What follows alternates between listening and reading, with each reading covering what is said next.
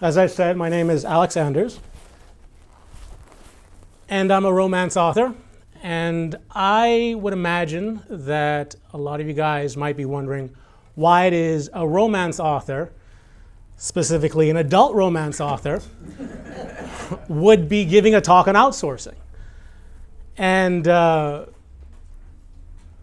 answer is that there's a couple years ago when Amazon decided they wanted to take over the world. And what they did is they expanded out to the UK first, and then into Germany, into France, and into Spain. And I wasn't selling that much in English, and I certainly wasn't selling a lot in German. My English titles weren't selling in German, and they weren't selling in French. So what I decided to do was I decided to see if I could translate my titles into something that might be a little more advantageous. Because in the United States, when authors jumped on the game back in 2011 and 2010, those same authors had a competitive advantage because the people who had the Kindles first already knew them, they were already buying their titles, and I thought, well, I'm too late for English, but maybe I could be one of those people for the new market of Germany and France. So I posted an ad in Craigslist, both in the United States and in Germany. I found a translator. We negotiated a price. They translated a title for me. Cost me $50. And I turned a profit within 2 weeks. I thought, well, this is great. So I then translated more until eventually I had about 120 titles. And I started spending so much time putting the books together so that I can advertise my old books in my new books, and also managing the translations that I didn't have any time to write. So after that, I had to hire an assistant, a project manager, who was based in the Bahamas. So they became a virtual assistant for me. When I hit around 200 titles or so, my assistant decided she wanted to take a class. And all of the bureaucracy, all of the paperwork and what's not, fell back onto me. And I started thinking, well, this is a lot of work. There's got to be a way that technology could ease this stress for me. So I thought, well, what processes within publishing could I simplify? And it came to me very quickly. So I thought, okay, well, let me look for a coder who could take care of this for me. And I posted an ad on another website, found someone. 14 freelancers later, the software was ready for me to transfer all of my data into the database. So then I hired data entry specialists to take care of it. And now I'm here, talking about outsourcing and how perhaps you guys could do it. So the question is, how can you use outsourcing? Like, what can you outsource? I outsourced translation. I outsourced editing. But it goes beyond that. Clearly, you can outsource creating a website. And clearly, you can outsource coding, like, what is it again? Something on Rails. Ruby on Rails. But there's much more than that. You can outsource marketing. You can outsource secretarial work. You can actually get people who will answer your phones for you in India. There is nothing that you can't do that you can't get outsourced. And how do you pay these guys? You can either pay them a flat fee. You can say, well, I need a website created.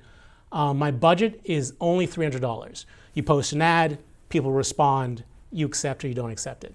Or, for example, you can pay them hourly, which is something I do right now because it's a long-term project creating the software that's making my self-publishing easier. And if you look on the left-hand side there, that's a snippet taken from Elance, a place where you can get your freelance talent. And you can see all the categories you can put in there, including legal work and design work and whatnot. Where can you go to get outsourced talent? I hear there's someone in the room that actually also takes care of stuff like this. But I'll talk about the ones that I know.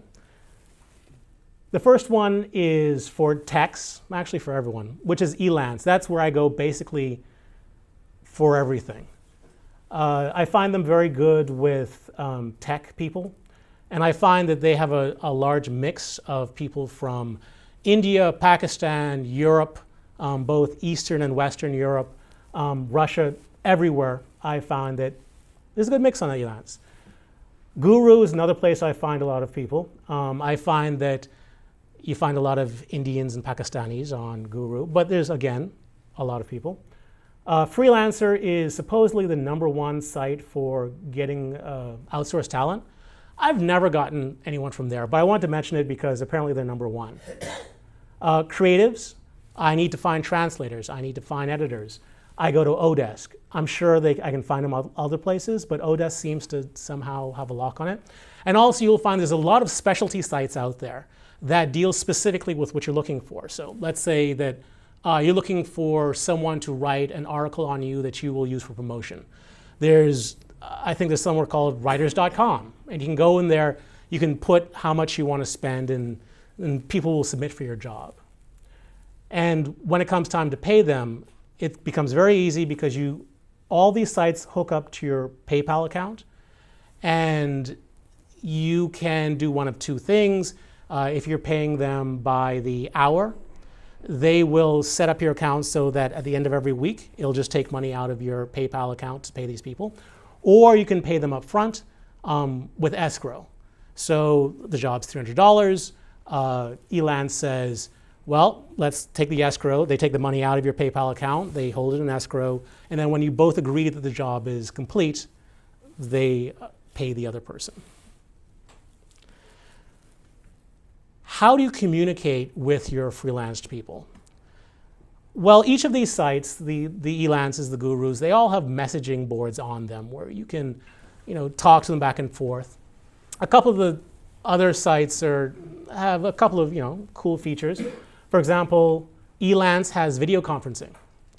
I've never done it, but it's there in case anyone else uses it. But what I do most often is I use the free communication tools. And the qualities you want on a free tool would be that you should be able to send text and chat messages. You should be able to share your screen with the person you're working with. You have to be able to share files. And you can also have remote access where, I'm here, they're working in India, you're trying to explain something to them. You can take control of their computer and navigate through their system in order to show them exactly what you want to do. On the left-hand side, the top one is Skype, which is ubiquitous. So even if you're working with someone in India, odds are they have a Skype account, and you can say in your ad, you must have Skype, and you'll get a ton of people. The advantage with that is you can screen share with that, and that you find that very important if you're outsourcing. And the one on the far left is Team Viewer, and that is that's software that you can get for free. And with a free service, you can have your meetings. You can control someone else's computer. You can share your screen and everything else.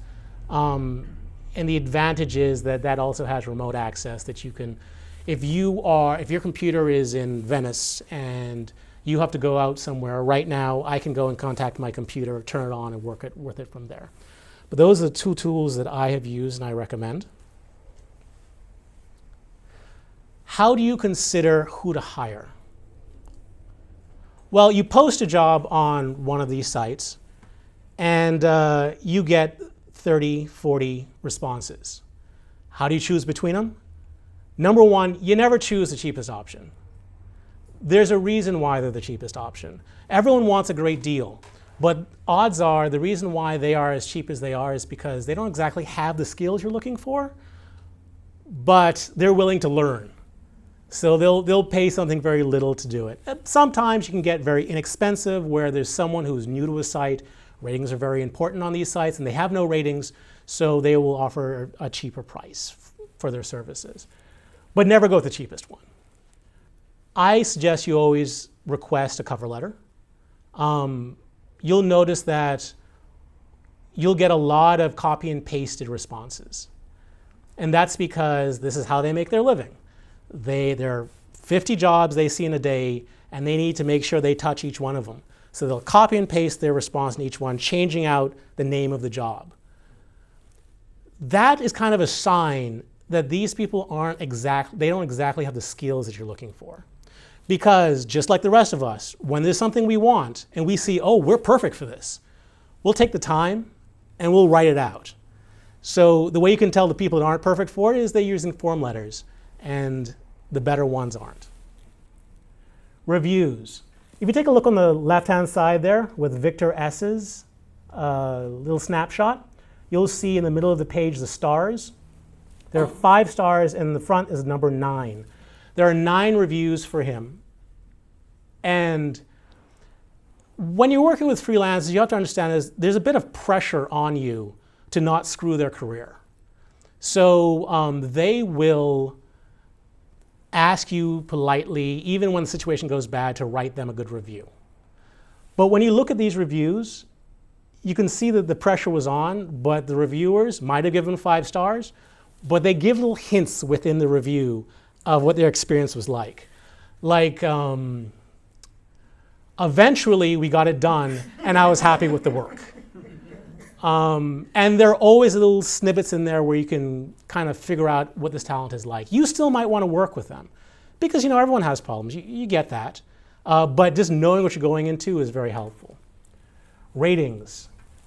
Victor has a 5-star rating with 9 reviews. That's pretty good. Again, what does that mean? Because, you know, I give everyone 5-star reviews unless I had a real situation with them, in which case I don't review them at all. So again, worth looking at, but not exactly the best thing. Website tests. On all these websites are places where the freelance people can do tests. So if you're looking for Ruby on Rails specialists, there are tests on Elance where people can take it and show their qualification for Ruby on Rails. Same thing with coding, same thing with translation, same thing with editing, English proficiency. There's a ton of tests on there that odds are they've all taken, but not all of them show it. So the ones that did the absolute best will have it in their profile. And the ones that did not the best will either say that they took it and they did above average, or they won't bring it up at all. After that, I would suggest looking at their profile and their skills. Again, they could say anything, but it's worth, checking out. And then I always suggest that no matter how short or long the job is, that you interview them. And in the ads for all of my jobs, I always say, must have Skype, will do interview. And it might just be a 10-minute interview, just to make sure the person's a human being and not a robot or whatever. But it's always very helpful to at least communicate with this person to figure out how it can be done. How is it like working with these people? And then one of the things that I always consider strongly is where the person is from. Before I start talking about the different countries, I have a little video that I'm going to show you. A few years ago, a couple of my titles were being rejected by those bastards at Amazon for some reason. And I wanted to know what it was, because they don't tell you why they reject your book when they do. They just say, it violates our rules. And then they point you to a page and the rules say, whatever we think is inappropriate, we will not submit. So, that gets a person a little frustrated. So I decided to hunt down these people who are rejecting my book and try and figure out what the deal is. And I found out that the rejection process was being taken care of in India, in Amazon, India. And it turns out that team had created a video about themselves and their experience working at Amazon. So I'm just going to show you just a little bit of the video so you can get a feel for who these outsourced talents are.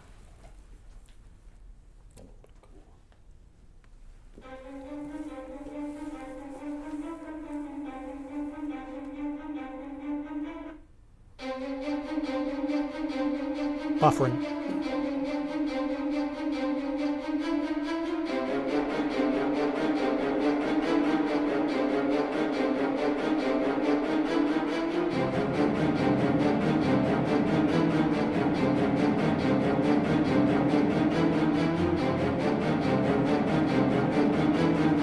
Notice the 3 people per bedroom.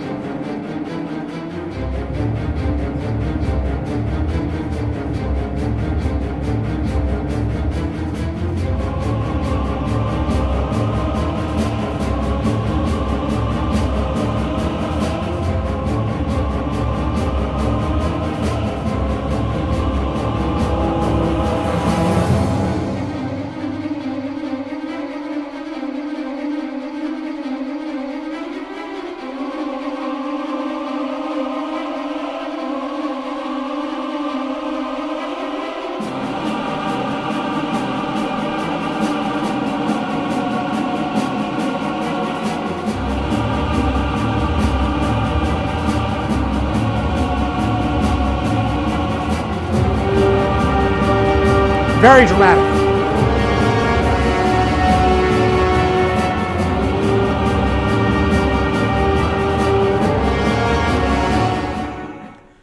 And then it goes on, shows them playing cricket in the office, there's free food, basic stuff to make all of their friends jealous, the fact that they work at Amazon and their friends don't. A little note in the video, when you see the person getting into the car, apparently Amazon provides taxi services for their talent for free, just as a little perk to make sure they get there on time. So let's talk about India first, because if you're looking for a freelance person, you're going to get a lot of responses from people from India. There is a really huge range of talent in India. So you might get someone with a lot of experience or a little experience. And the reason for that is that there are schools in India which are very inexpensive. And a person who is, trying to make their way in the world can become a coder with very little money and perhaps change their life. But that means there are 2 different types of talent. There's the talent that just knows how to code, and then there are the people I like to refer as the smart ones. And here's an example of the difference. So I have a piece of software, and let's say one of the tasks of the software is that I need to have the chapter break start on a new page. The person who's just been trained in coding might just go there, put a page break before the beginning of the chapter, and consider the job done. The other person will take it and think, okay, so if I put a page break in the beginning of the chapter, that means it'll increase the length of pages in the book, which means that it might affect the number of pages total, which means that it might affect margins or the thickness of the book, which will then affect the gutter pages. They will think 1 step ahead, 2 steps ahead, 3 steps ahead.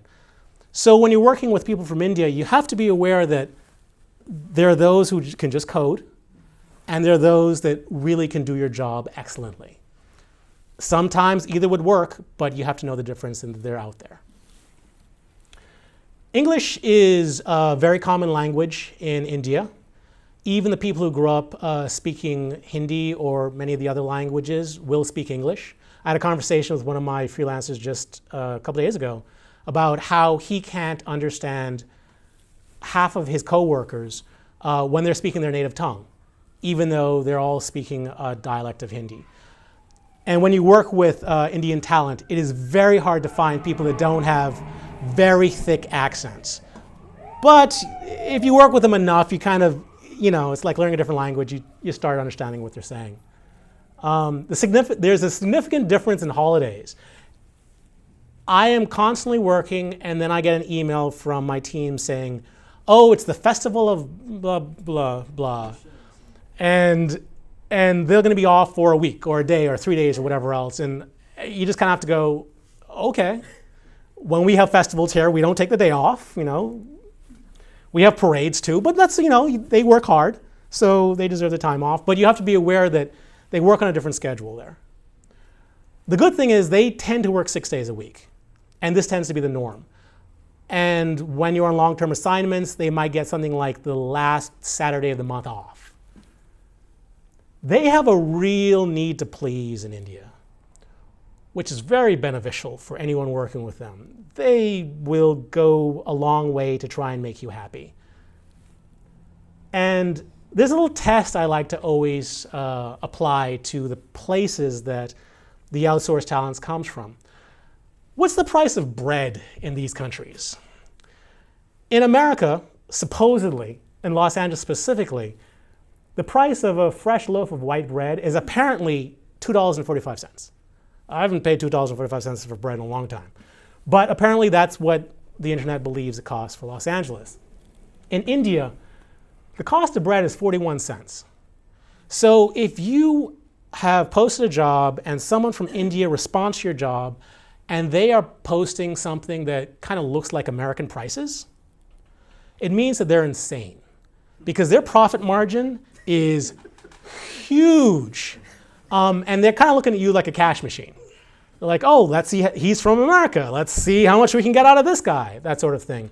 In which case, you are about to begin a really unhealthy relationship. And as a romance author, I can tell you, you should avoid unhealthy relationships. Another very popular place to find freelancers is Pakistan. It is very much like India, even down to the accents. But you are more likely to know what their religion is when you work with someone from Pakistan. Not always, but I can tell you that I've had two people from Pakistan, and the company that I worked with, within the first 30 minutes, I knew that they were a member of Islam, and they prayed multiple times a day, which is important when you're an adult romance author making a piece of software. You have to kind of be sensitive of their culture. But this is something you might run into if working with people in Pakistan. Cost of bread there, $1.12. China. I've worked with two people from China, and it's an interesting experience because I found that they had a lot of technical skill. They were actually quite good. They're amongst the best people that I've worked with. And their English was really good. Written. They refused to actually speak English. I'm not quite sure why that is, but that was their rules. And I was looking for people who had very, very specific skills, so I could find only like 6 people in the entire world with it. This was one of them. I was willing to put up with that. But it was, both of them were good experiences. Eastern Europe. They are less flexible than, let's say, India and Pakistan. They're slightly more expensive. However, there's a lot of countries in Eastern Europe, and the person I worked with was from a country where the price of bread was only 66 cents, as opposed to the $2.45. Western Europe, London, France, Italy, Spain, the prices tend to be closer to the United States. Culturally, they're very similar. So they're easy to work with. The accents vary depending on, if you're from France, there might be an accent. The same thing from Spain. Russia. My personal preference is to avoid Russia because, they set up a website for you, and then later on they send in troops and they annex that part of the website, and there's a whole international incident, and really, do you want to be part of that? I don't. So I just personally avoid Russia. So, I've spoken a lot about the actual process of it. There are a number of tips that can help you either succeed or fail. They were hard lessons for me, and sometimes expensive lessons. For tech jobs, for short projects, I would say one of the most important things is trust your instincts. Here's a little example of what I mean. So again, I was looking for people who only 5, 6 people in the world had the skill. And one of the people contacted me, and they said they were based in the United States. They were based in Atlanta, is what they said to me. So we arranged a conversation, and he had a very thick accent for someone who was based in the United States, but hey, this is America. People have thick accents. But I also noticed that they called me at 6 a.m. in the morning. And I'm thinking, okay, they're from Atlanta, so they're East Coast. but everyone in America knows there are multiple time zones. And he should have seen that I'm from Los Angeles. So why is he calling me at 6 o'clock in the morning my time? Red flag. So I continue talking to him, and we set up the phone call for another time. I call him up, and when I'm talking to him, the phone has really odd reception. Not like a cell phone, not like a landline, but it almost sounds like an internet phone. So again, it's feeling strange. You're right. It was kind of a Russian Eastern European accent too. So I'm thinking about this, and I'm like, well, you know what? This dude is actually very good. Like, he had a tremendous amount of skill. So I'm going to give him as much benefit of the doubt as possible. He wants to charge me $40 an hour, which is American prices. And he said that I can't compete with India because I just can't. But I'm like, no, well, if you actually have this great a skill, you're going to help me skip over the learning process of the people who have less skill. So, you know, it might take you 5 hours to do something that someone else is going to take 10 hours to do. I'm saving money in that case, right? So I'm keeping an open mind.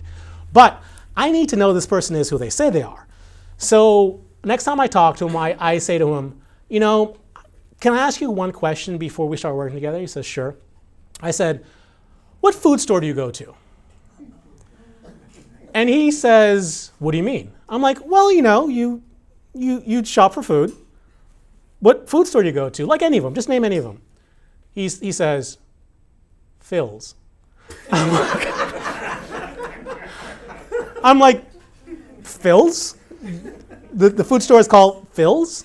He's like, yeah, why are you asking me this? I'm like, well, I just want to make sure that, you know, if you're charging me American prices, I just want to make sure that you actually are in America. He's like, I don't know if this is going to work out. I'm like, no, I mean, honestly, you have a lot of skill here. If you just tell me the name of a food store. Just tell me the food store that you like on the street, or just tell me like the intersection that the food store is on. Like, just give me anything so I know that you actually are based in Atlanta. And he said, I don't think it's going to work out. I'm like, I guess it's not. My instinct told me that this was not a real situation. And if your instincts tell you something, follow it. It's going to save you some money, probably. But with short projects, a great thing to do is also hire intelligently. And what I mean by that is when a person posts, when you're interviewing with someone and you tell them what you want, a really good talent will, without you asking, outline their tasks. So they will, at the end of the conversation, they'll just randomly say, okay, what I'm going to do is I'm going to make a list of this, and then I'm going to go to the new server. I'm going to compile stuff from your old server. I'll move it over. It should take me about 4 days, da, da, da, da. And you know, okay, this person knows what they're doing. That's a good sign. Not all of them, you know, just because someone doesn't do that doesn't mean they're not good, but you could tell that this one is. They can start right away. Freelancers are infamously horrible at judging how long it'll take them to do a job. They are so bad. The project I'm on right now was supposed to be done in December. And I had 4 people working on it all at the same time. And I am months away from it being done. They are bad. So trust yourself and not them most of the time. And honestly, I hate to do this because it always makes me think I'm going to spend more money, which I always end up spending. Triple what they say.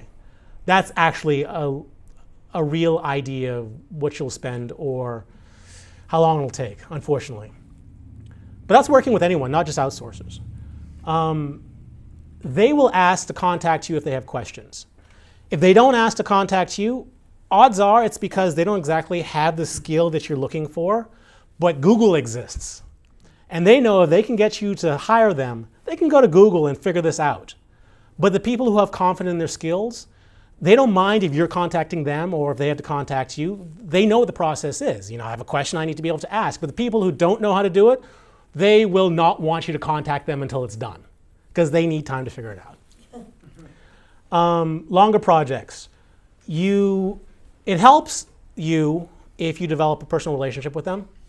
Ask them how they're doing. Ask them what their life is. you'll be surprised how much more they're willing to do for you for free and how many more hours they're willing to work and all these things that they're willing to do simply because you know them personally. Because for the most part, all these people find Americans fascinating. And if you're grew up really, really poor in India and you see American movies, whatever else, it's like a dream world. So these people will ask you questions. Be friendly, talk to them, and you'll reap a great deal of reward from it. Set up designated times to go over the work. On the project I'm working on right now, every single day at 10:15 a.m. IST, India time, and 9:45 p.m. our time, I meet with my team. And we go over what was done and what needs to be done. I did not do this initially, and it cost me thousands of dollars. Simply because if you're just emailing back and forth, you get you make a list and you think you're like detailing this thing out to the nines, and you send it to them, and the next day they send you a list saying they did this, this, and this, and you're like, how do they possibly get that out of what I wrote? And a great way of avoiding that is to simply meet with them, especially if they speak English.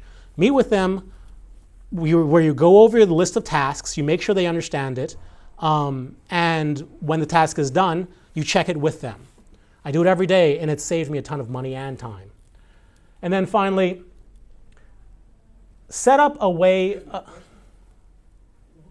you check with them their morning. And then you check with them, it depends. and if they leave also? No, once a day, because you don't want to take away time from them actually working. But it could either be at the end of their day or the beginning of yours. Because we're in Los Angeles, Pacific time, and you're working with someone in India, it's easier to work at night and contact them in the morning. Final note is creating a task list is exceptionally helpful. This is mine on the left there. The yellow side is what I write. The other side is what they write. So I will create a little grid, and the first box will be my task. And then the team will either say something like done or give some sort of explanation as to what's going on. And then we communicate back and forth. And the last thing I always write is in red.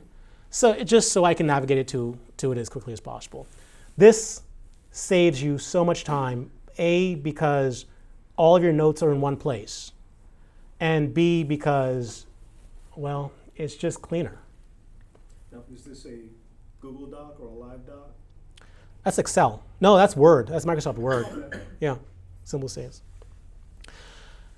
Avoiding disaster. I highly recommend you set deadlines and milestones and stick with it. Let them know up front that if they don't meet their deadlines, you will be finding someone else. Give them access to as few passwords as possible. I did not used to do that. One of them got upset and deleted all the information from my server. Don't hesitate to fire them.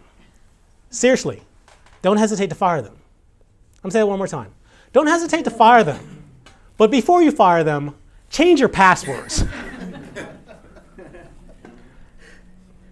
Do not pay them before their agreed upon milestones.